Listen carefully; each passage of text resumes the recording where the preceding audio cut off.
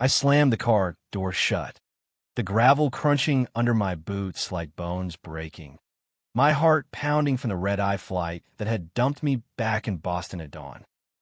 The house was dark, unnaturally so for a Saturday morning, and as I fumbled for my keys, a text lit up my phone. Miss you already. Home safe? From Matthew. Time-stamped 2 hours ago. But when I pushed open the door, the silence hit me like a betrayal. His coffee mug wasn't in the sink. His running shoes weren't by the mat. And the bed was cold, the sheets untouched since I'd left for Chicago 3 days earlier. That's when I saw the invitation on the kitchen counter, half buried under junk mail, embossed gold script screaming Ryan Ellis and Jordan Hayes.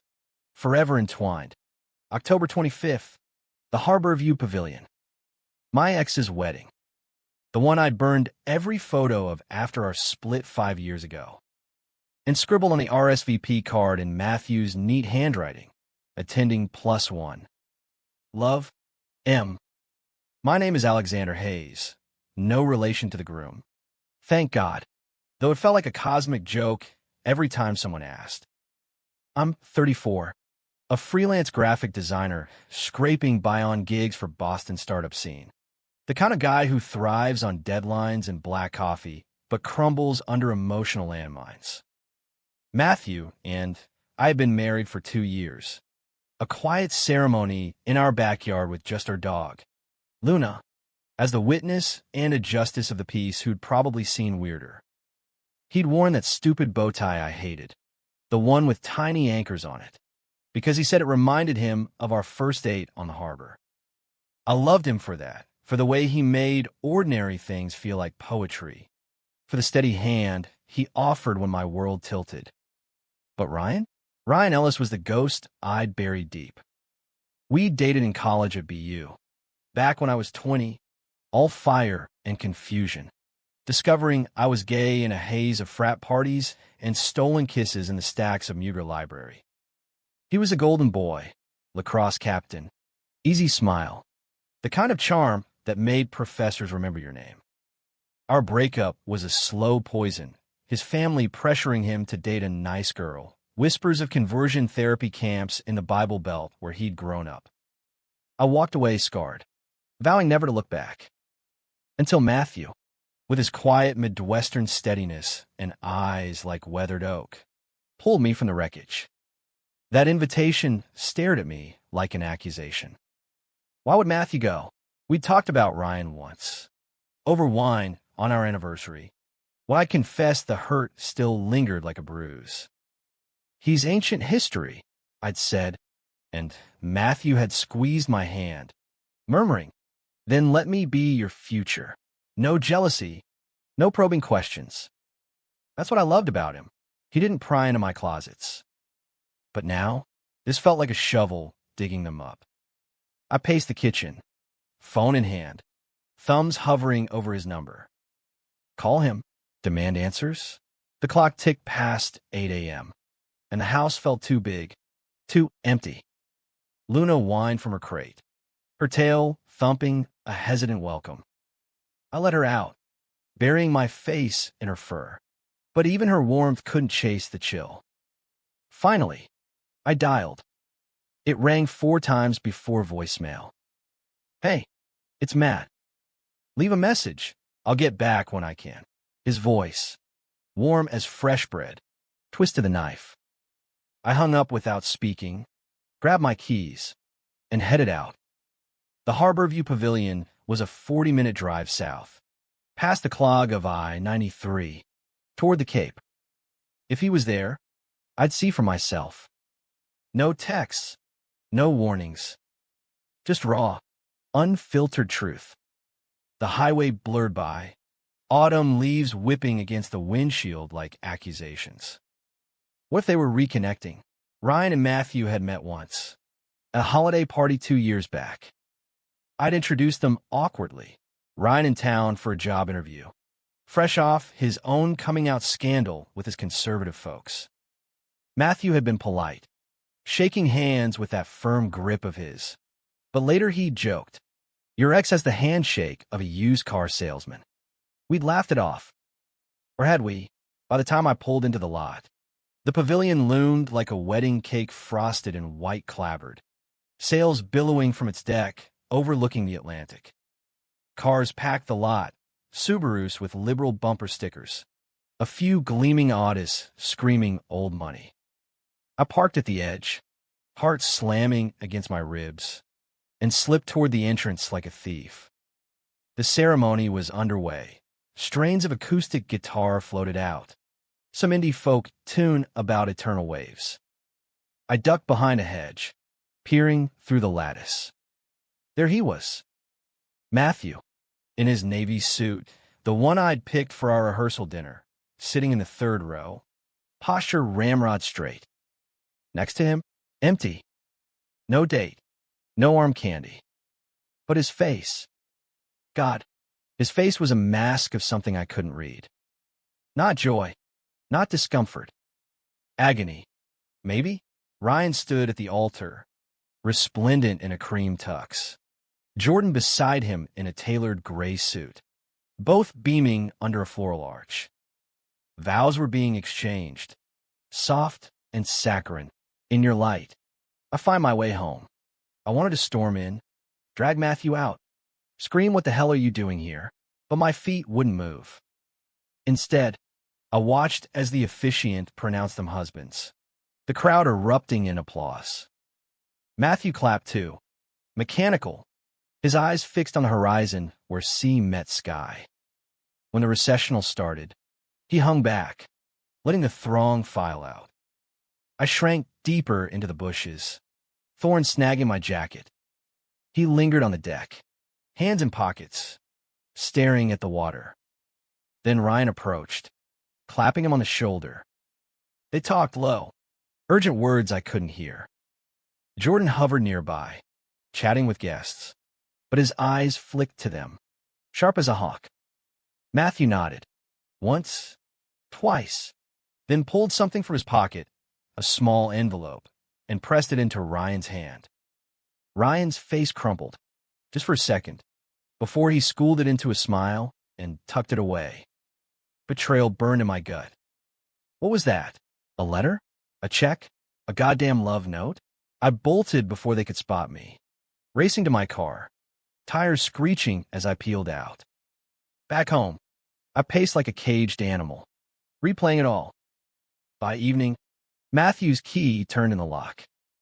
Luna barked a greeting. I didn't. Alex, his voice from the hall, laced with surprise. You're back early. How was the pitch? I stepped into view, arms crossed, the invitation clutched like a weapon. What the fuck? Matt, his smile faltered, eyes widening at the card in my hand. You. Saw it. I found you there. At his wedding. With some secret handshake bullshit, my voice cracked, higher than I intended, raw with the hurt I'd bottled since dawn. He winced, dropping his keys on the counter with a clatter. Alex, it's not what? Not you cozying up to my ex on the day he ties the knot? Explain it. Then. Because right now, it looks like you're playing me for a fool. He ran a hand through his hair, that telltale sign of frustration, and sank onto the couch. Sit down. Please. This isn't what you think. I didn't sit. I loomed, fury boiling over. Then what is it? You go behind my back. Show up at Ryan's wedding like it's no big deal? After everything I told you about him, how he gutted me, how I still wake up sometimes hating the mirror because of what he did. Matthew's face paled, and for the first time in our marriage, I saw fear in his eyes, not of me, but of something deeper, uglier. I had to go. For you. Because of what he knows. What he knows. The words hung. Poisonous. He swallowed hard. About us. About. Before. The room tilted. Before. The word unlocked a vault I'd sealed shut. Our before wasn't just dating. It was the mess of my past bleeding into his. Matthew had his own scars, a conservative upbringing in Ohio, a brother who disowned him after he came out. But this This felt like a chasm opening beneath us. Tell me, I demanded, voice barely above a whisper. All of it. Or we're done. He looked at me then, really looked, and the dam broke. It started last spring. Ryan reached out. Not to you, to me. Through LinkedIn, of all places. He said he needed to talk, that it was about something from your college days. I ignored him at first, but he kept messaging. Desperate. Said if I didn't help, he'd go public with it. Public with what? My pulse thundered. Matthew hesitated, then pulled out his phone, scrolling to an old email chain. This. I snatched it, scanning the words that shattered everything. I know what you too did that summer. The cabin. The money. If Alex doesn't want it out there, tell him to meet me. Or I'll tell the world his dirty little secret. The cabin. That forgotten summer after sophomore year, when Ryan and I, broke and reckless, had taken a job from a shady alum, delivering unmarked packages across state lines. We never asked what was inside. We just needed the cash for rent. It was dumb, illegal, a youthful fuck-up we'd laughed off as the road trip from hell. But if it was what I feared, drugs, or worse, it could unravel everything. My career, our life. Why didn't you tell me? I whispered, sinking finally onto the armchair across from him. Because I was protecting you. Us. He was bluffing at first, but then he sent proof, a photo from that night, us loading boxes into the truck. He wanted hush money. Alex. 10 grand. I scraped it together from savings, paid him off months ago. But at the wedding, that envelope, it was the last installment. A non-disclosure agreement. Ironclad. He signed it to end this. Relief warred with rage. You could have come to me. We could have faced it together. I know. His voice broke. But you were killing yourself with work. And I thought, I could fix it. Be the hero for once. The fight drained out of me, leaving exhaustion. I crossed to him, pulling him into a hug that felt like clinging to driftwood. You're an idiot, I murmured into his shoulder. My idiot. We held each other as the sun dipped low, casting long shadows across the room. But even in that fragile peace, doubt lingered. Ryan had always been a snake. Would his signature really silence him? And what else had Matthew kept buried? Thinking he was shielding me? That night, sleep evaded us both. We lay tangled in sheets, his breath steady against my neck. But my mind raced. By morning, the truce felt paper-thin. I had to know more, had to confront the ghost myself. Without telling Matt, I texted Ryan, we need to talk. Coffee. Tomorrow. Little did I know, that decision would ignite the real fire. The next day dawned crisp. The kind of Boston October where the air bites just enough to remind you winter's lurking. I told Matthew I had a client meeting in Cambridge, half-truth, since my actual destination was a dingy Starbucks off Route 1, the sort of place where the Wi-Fi sucks and the baristas judge your order silently. Ryan arrived 5 minutes early, looking every inch the reformed sinner, pressed chinos, a cable-knit sweater that screamed vineyard vines, his hair artfully tousled like he'd just stepped off a J. Crew shoot.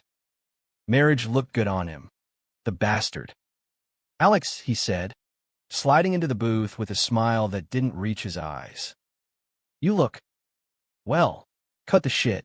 Ryan, I shoved a photo across the table, the one from his email, grainy but damning, me and him, younger, sweatier, heaving crates into a rusted pickup under a harvest moon. This ends now. Fully. No more games. No more payoffs. He glanced at it, then back at me, his expression shifting from surprise to something colder. Calculating. Games? Come on. Hayes. That was business. You think I'd drag this out for fun? Jordan's family, their old money. Connected. One whiff of scandal. And poof, The merger falls apart. I needed insurance. Insurance. I leaned in, voice low. You blackmail my husband. The man I love. For what? A cushy life in the suburbs. He flinched. Just a fraction. Matthew's tougher than you think. He fought me on it. You know. Told me he'd go to the cops if I pushed too hard.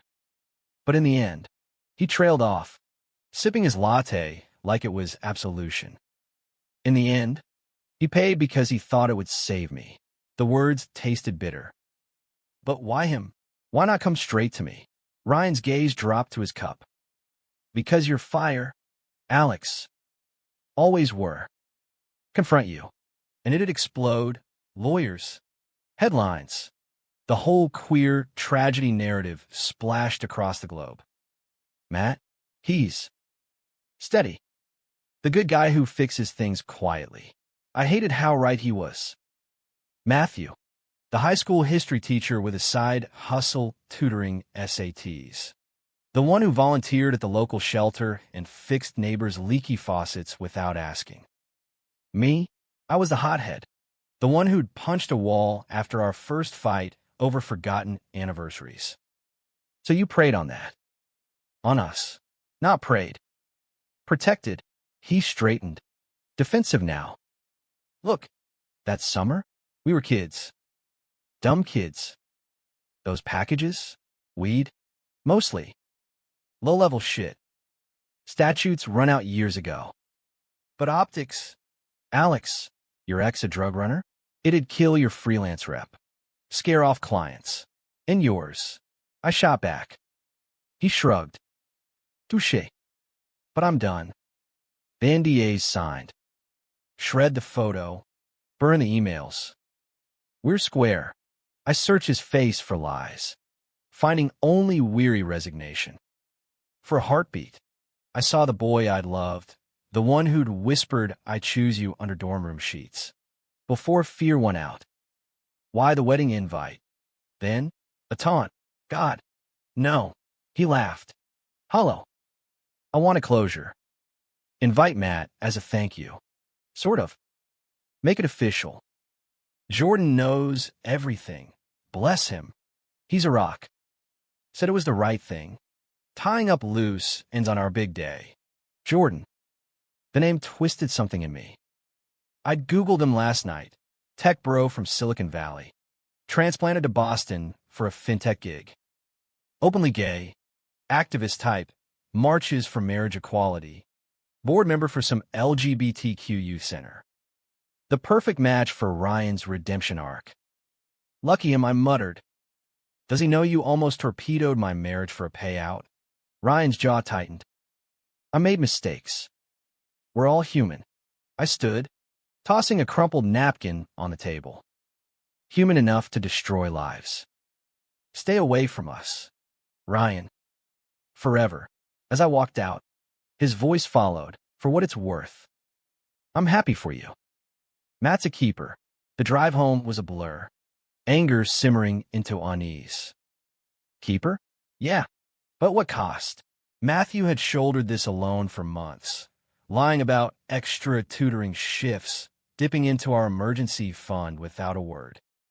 When I pulled into the driveway, he was raking leaves, Luna bounding at his heels, the picture of domestic bliss. Guilt gnawed at me for the secrecy, but I swallowed it. Not yet. Hey, he called, leaning on the rake. How'd the meeting go? Solid. Line number 2. I kissed his cheek, tasting salt from his sweat. Want a grab tie later? My treat. His eyes lit up, that boyish grin erasing the shadows. Deal. But only if you let me drive. No more of your NASCAR bullshit. We laughed. The sound fragile but real. And for an hour, we were us again, chopping veggies side by side, debating the merits of pineapple on pizza. He yes. Me I'll no. But over dinner, as neon signs flickered outside the restaurant window, doubt crept back. Matt, I started, fork midway to my mouth. About Ryan.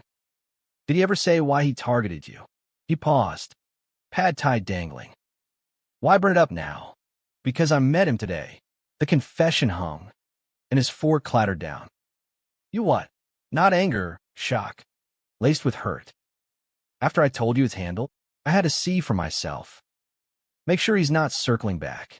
Matthew's face hardened, the teacher in him emerging, patient but firm.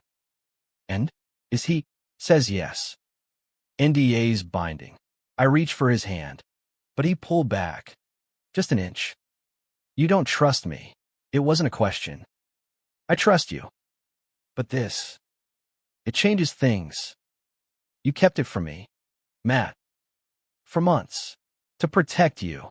His voice rose, drawing glances from the next table. He lowered it, eyes glistening. You were drowning in that big client pitch, pulling all-nighters. I couldn't add this to your plate, and I couldn't have handled it. The words stung us both. Our marriage had been built on equality, shared chores, shared dreams, but this felt like a fracture line. He sighed, rubbing his temples. Maybe not. Maybe I was wrong. But Alex, I love you too much to watch you break. The check came. We split in silence. Back home, the fight simmered into a cold standoff. He retreated to the study. Grading papers, I scrolled job listings on my laptop, wondering if freelance instability was the real poison. By midnight, I knocked on the doorframe. Truce. He looked up, weary. Always. We made love that night, not the frantic reclaiming of earlier days, but slow, tentative, like mapping unfamiliar territory. His hands on my skin felt like forgiveness, but in the dark, whispers turned to questions. What if he doesn't stop? I murmured against his chest. Then we fight. Together, his arms tightened. No more secrets. No more secrets. The promise echoed as sleep claimed us. But 2 days later, it shattered. It started with a knock at dawn, insistent, like fate with a grudge. Matthew answered, still in boxers and a faded Red Sox tee. I hovered in the kitchen, coffee mugs steaming. Jordan stood on the porch, impeccably dressed in a wool overcoat, his face a storm cloud. Matthew, we need to talk. Now, Matthew glanced back at me, confusion etching lines around his eyes. Jordan? What's? It's Ryan. Jordan's voice cracked, urgency bleeding through. He's gone. Packed a bag last night. Left a note saying he can't do this. The marriage, the lies, everything. My stomach dropped. Gone? After the vows. The cake. The first dance? Matthew stepped aside, ushering him in. Come in. Tell us. Jordan collapsed onto the couch, head in hands. The note. It mentioned you. Alex. Said the past won't stay buried. That paying you off was just the start, that there's more. Evidence. Real evidence. Not just that photo. More. I echoed. Ice in my veins. The cabin job, we'd sworn it was minor. But what if it wasn't? What if those crates held something darker? Something that could drag us all under? Jordan nodded, pulling a crumpled paper from his pocket. I can't build a life on sand. The truth about that summer, it's bigger than us. Tell Alex I'm sorry. For everything. Unsigned, but unmistakably Ryan scrawl. Matthew read it over my shoulder, his breath hitching. This is insane. He signed the NDA. It's over. Not if he's running scared. Jordan's eyes met mine. Fierce. I love him. Alex. Fought my family for him, hell. I came out at 16 in a house full of tech bros who thought gay was a glitch. But if he's unraveling because of your history, we need to find him. Before he blows it all up, the word grated. But his panic clawed at me. I saw the parallel.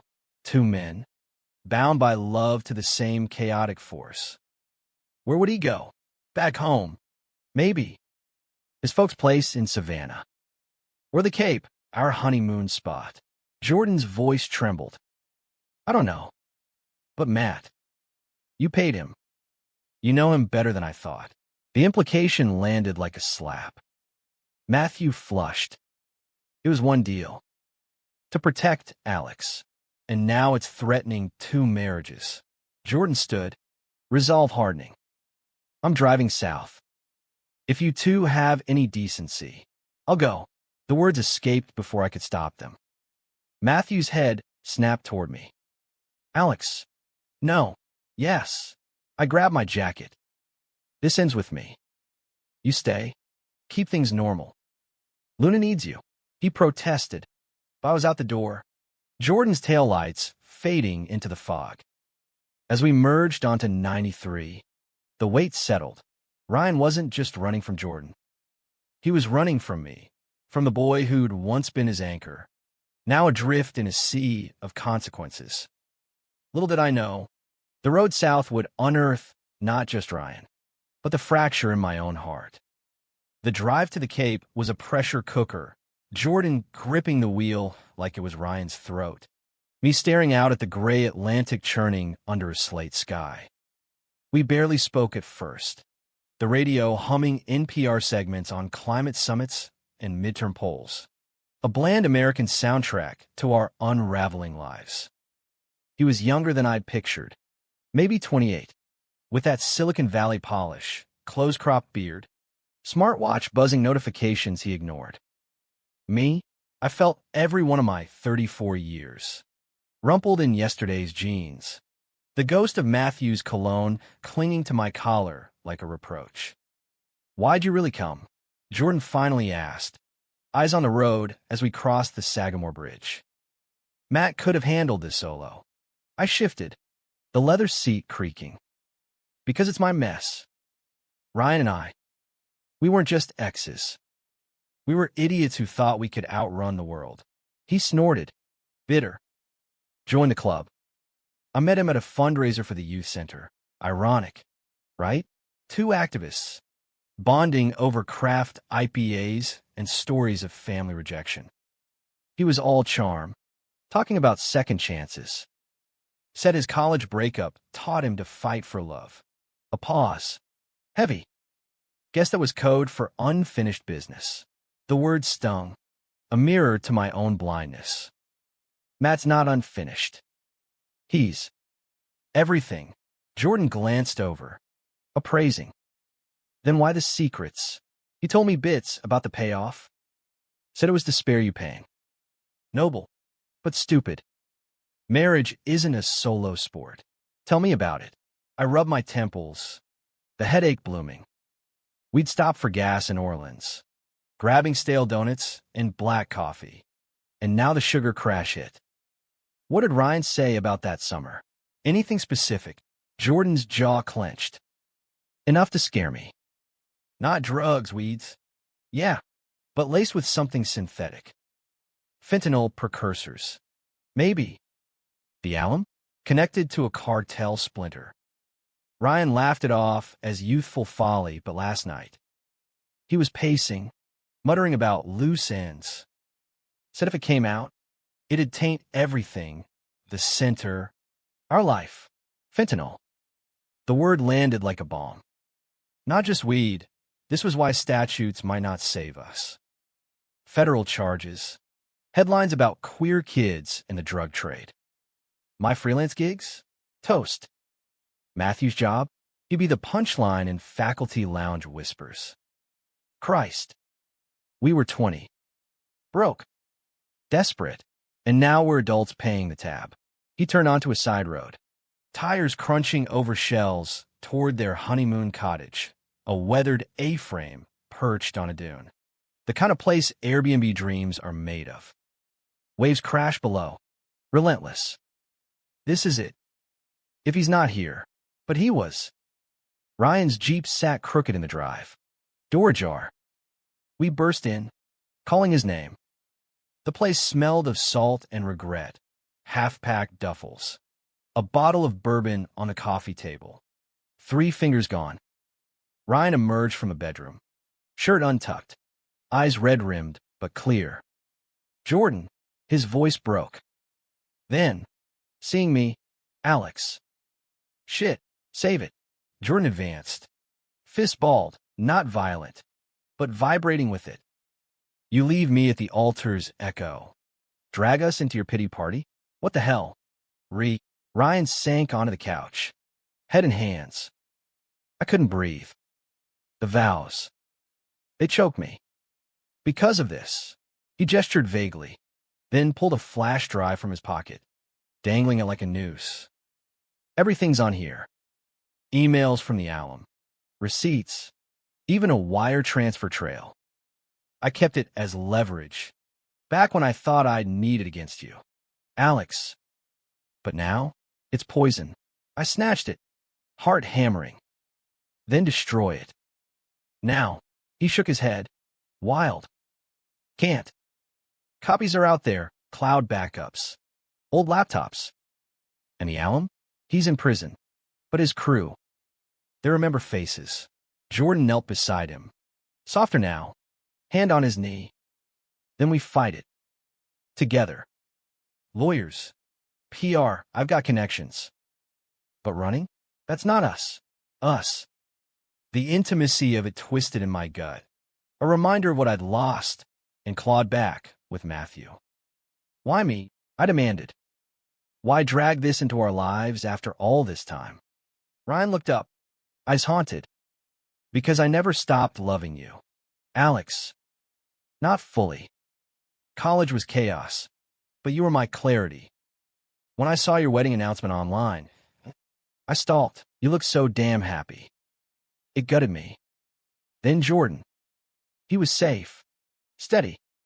But paying that off, it was my way of touching your world again. Pathetic. I know. The confession hung, raw and ugly. Love? After the blackmail. The threats? Fury surged, hot and righteous. You don't get to love me from the shadows. You destroyed me once, chose your family's poison over us. And now this? You're a coward. Ryan. Always were. He recoiled, but Jordan's hand steadied him. Alex. Enough. No. I paced, the floorboards groaning. He weaponized our past. For money. For ego. Matt and I, we built something real from the ashes you left. And you nearly burned it down. Tears tracked Ryan's cheeks. I'm sorry. God, I'm so sorry. Delete the drive. I'll confess to Jordan's family. Come clean. But please, don't hate me forever. Hate. The word echoed my younger self, the one who'd scorched every memento. But now, staring at him, broken, human, I felt only pity and exhaustion. I don't hate you. I just wish you'd let go. We sat then, the three of us, hashing a plan, format the drive, contact a lawyer friend of Jordan's in Boston for damage control. By dusk, tentative peace settled, like fog rolling off the sea. Jordan cooked pasta al dente, with clams from the local market, and we ate on the deck, waves a soothing underscore. Ryan and Jordan held hands across the table, tentative bridges rebuilding. Me, I texted Matthew updates. His replies quick, stay safe. Love you. But his stars pricked the sky. My phone buzzed, not mad, but an unknown number. A voice message, tinny and urgent. Mr. Hayes, this is Detective Laura Ruiz, Boston PD. We need to talk about a 2005 cold case tied to your name. Call back ASAP. Cold case. 2005, the summer of the cabin. My blood ran cold.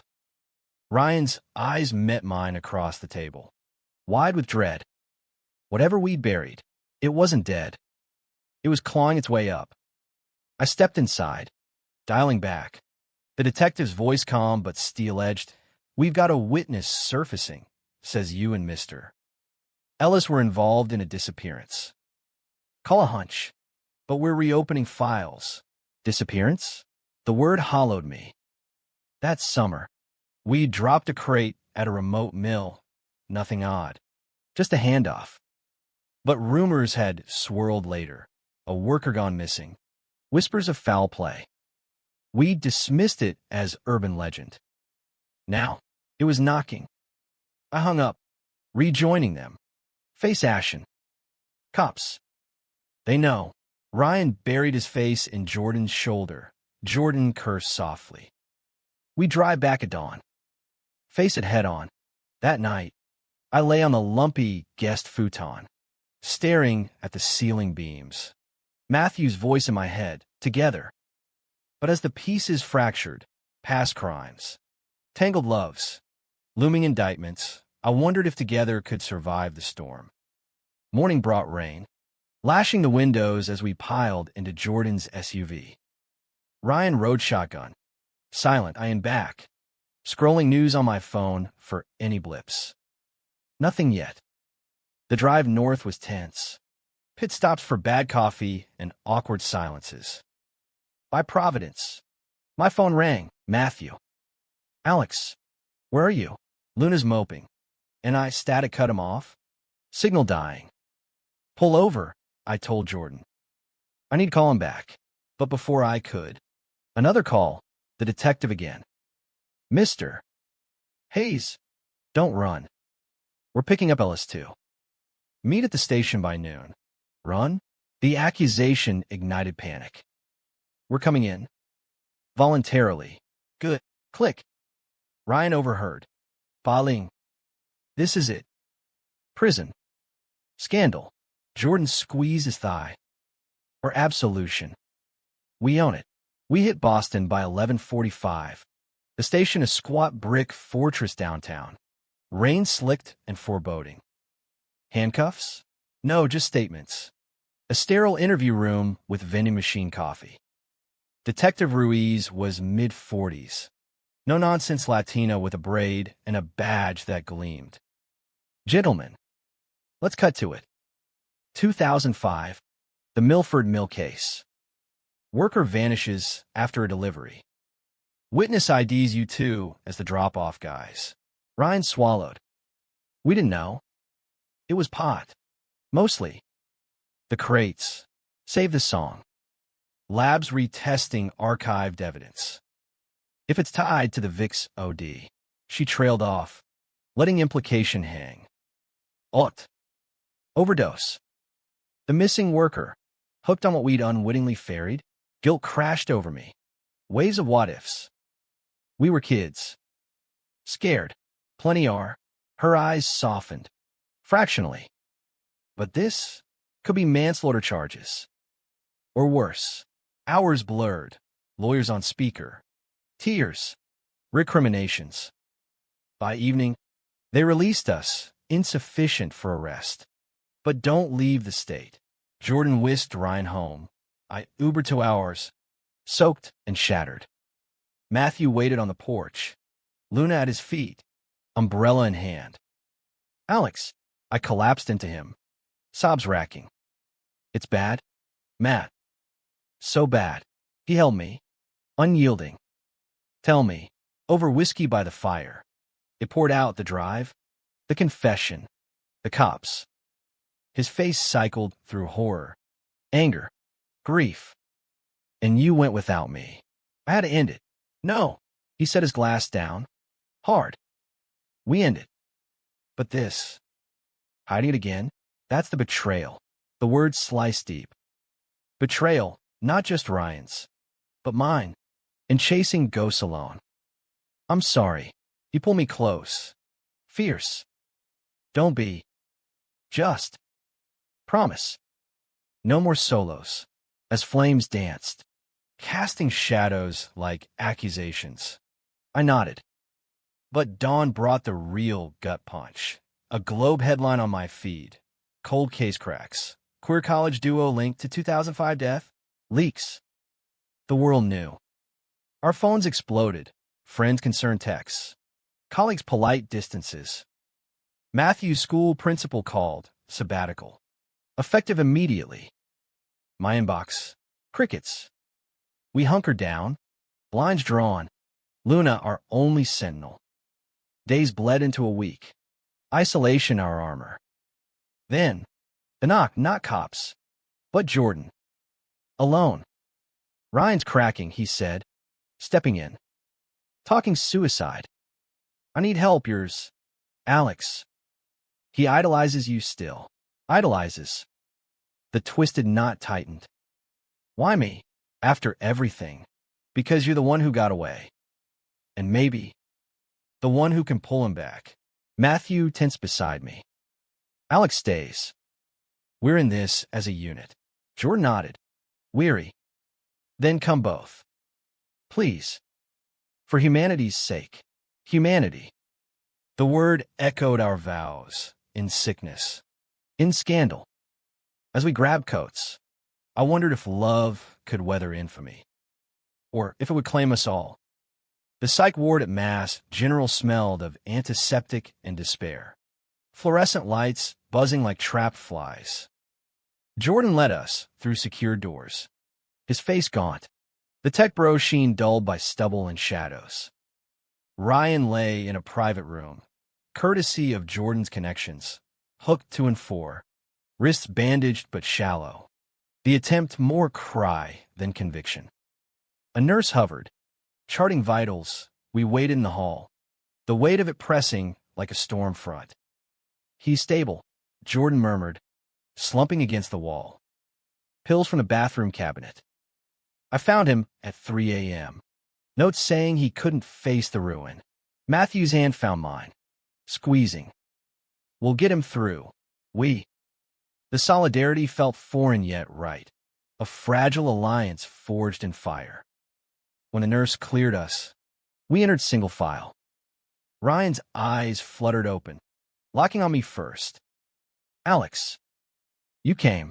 Couldn't let you off easy. I forced a smile, perching on the bed's edge. Matthew hung back, arms crossed, sentinel-like. Ryan's laugh was a rasp. Figures. Always the hero. Not hero. Human.